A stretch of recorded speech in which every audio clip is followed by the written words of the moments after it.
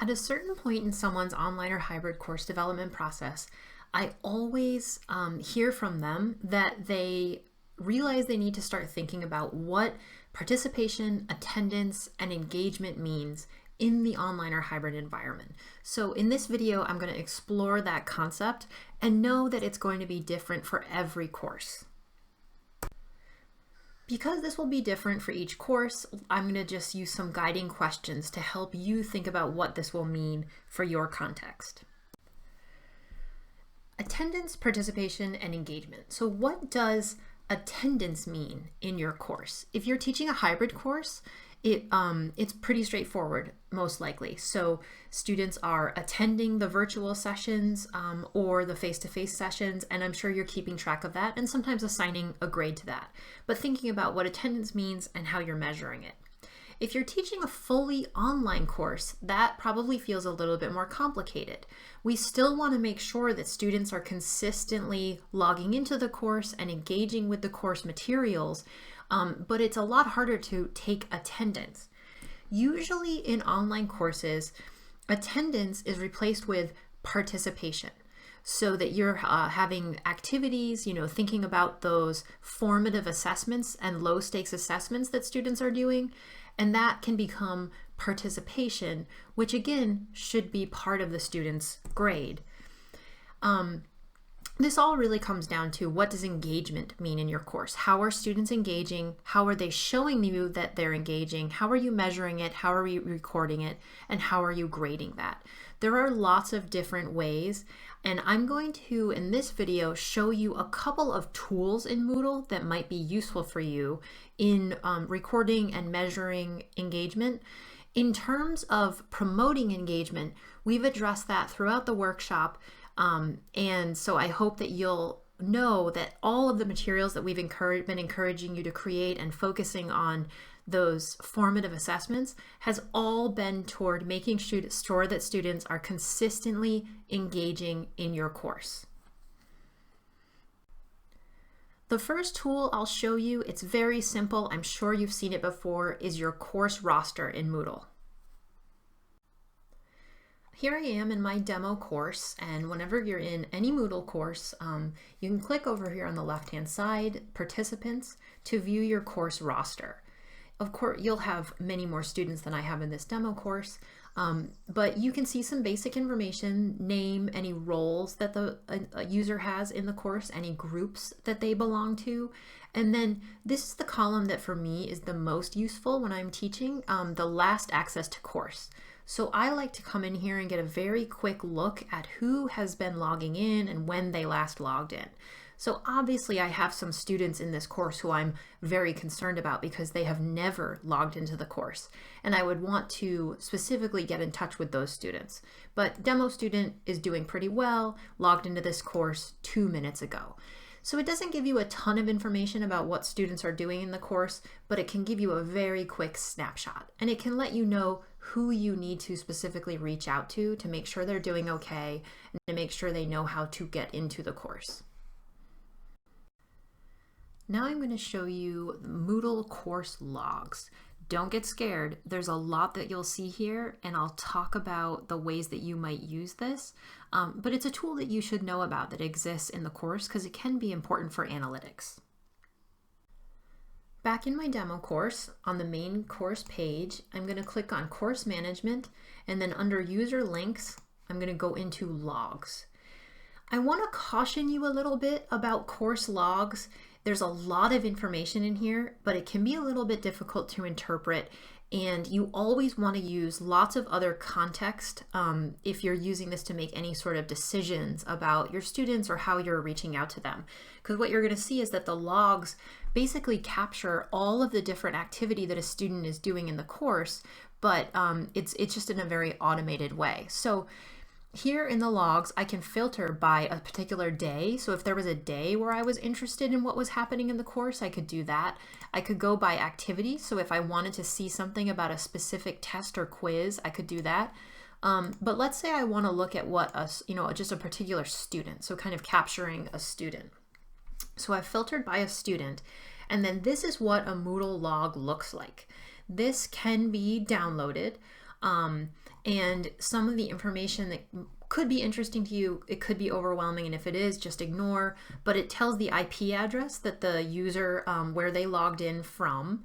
And then also it shows what the event name was, so what they did. So for example, you'll see a lot of course module viewed. That means that the student went in and looked at that module. Sometimes you'll see something like submission created. And so where this can be helpful is if a student says to you, you know, I was in last night, I did the quiz, you can go and you can look in the logs to see, you know, was that student clicking on the quiz? Because sometimes students have technical difficulties and sometimes they are telling us stories. And the logs, again, I caution you on using this as absolute 100% truth, just because there's so much information and it's captured in a way that can be difficult to understand. But it can give you a good sense of what someone is doing in the course. What I often look at are the dates over here. So, you know, April 7th, but then this student didn't log in again until June 16th. That would concern me. So I like to use the logs for things like thinking about how often a student is logging in and engaging with the course. I personally would never base any sort of grade on this information. I use it more in special cases or when I have concerns.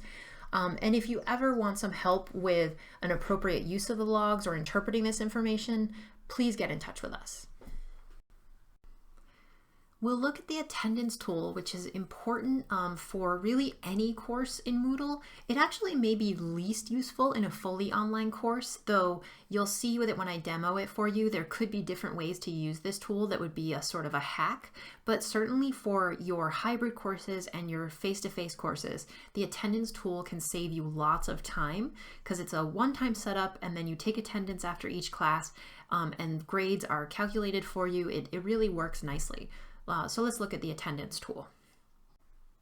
The attendance tool is an activity in Moodle, so just like you would add a discussion forum or a quiz, you can add the attendance tool. And I will go over setup in another video. I just want to give you an overview and some ideas about using the attendance tool. So I just clicked on the tool. I am now inside the attendance activity and I've added some sample sessions. So within the attendance activity, you add your class sessions, and that's what I can walk you through in a setup.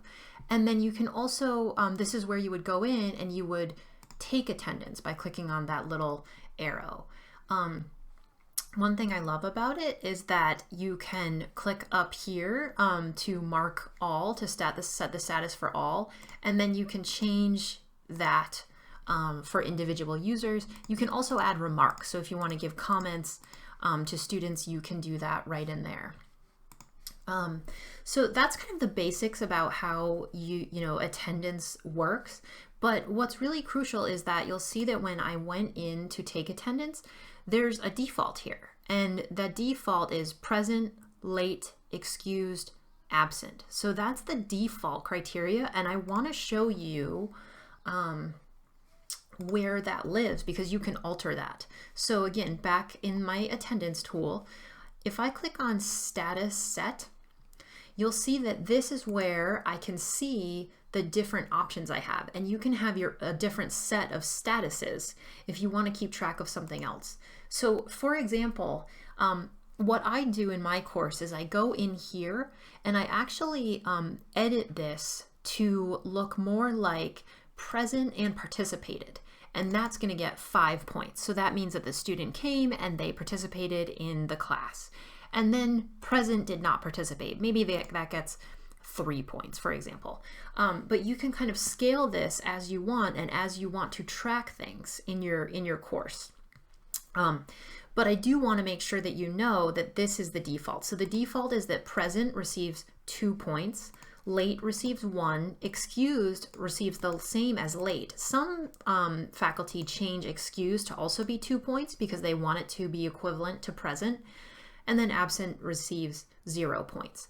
So that's the default. It's important to know. The points here don't really matter. You can think about them more as sort of a percentage of the overall score. The default on the attendance activity is that it's out of a maximum of 100 points. And so these here really just show sort of proportion, right? So late is worth half as much as present. And these can be adjusted as you would want to be tracking different things, such as participation or participation in group work. There's lots and lots of ways that you can actually modify the attendance tool to help you track things that are recurring in your course, and assign a grade to that, which builds for the student over the course of the semester. And we can definitely help you figure out a system that works for your context. And then finally, we've talked a lot about discussion forums and some about VoiceThread, so I don't want to spend too much time on this, but typically in fully online courses, participation is often measured through these two tools, because that's where you're asking students to respond to questions, respond to each other, or work in groups. Remember that a discussion forum can also be a place where students post their work on problem sets and then respond to each other with feedback. So I think that this can apply to courses beyond humanities courses, and we can help you brainstorm ideas to use that. But my most important advice there, if you want students participating, make sure you're assigning a grade. If there's something you want in the discussion forum, so for example, if you want students to interact with one another and reply to each other, require it and assign a point value to that in your rubric. Students are not very likely to do things that are optional. So if there's something you want, require it, build it in, and over time it will become second nature to students in the course. They'll get used to that. But in the beginning, it could feel a little bit awkward or a little bit forced, and you really should require it and you should grade it. Model what you want to see. So when you write your forum prompts, if you write a 1 or 2 sentence prompt, you can't really expect to get much more than a 1 or 2 sentence response from your students. So think about modeling what you want to see in their responses in your own prompt. And think about ways that you can have the students lead, whether that's asking each other questions or working with you to come up with some good discussion questions and presenting those as a group. There's lots of different ways, but think about ways of shifting that dynamic, and at some point in the semester, have students lead the discussion. If you have questions about any of these tools or strategies, send us an email at moodlehelp@berkshirecc.edu.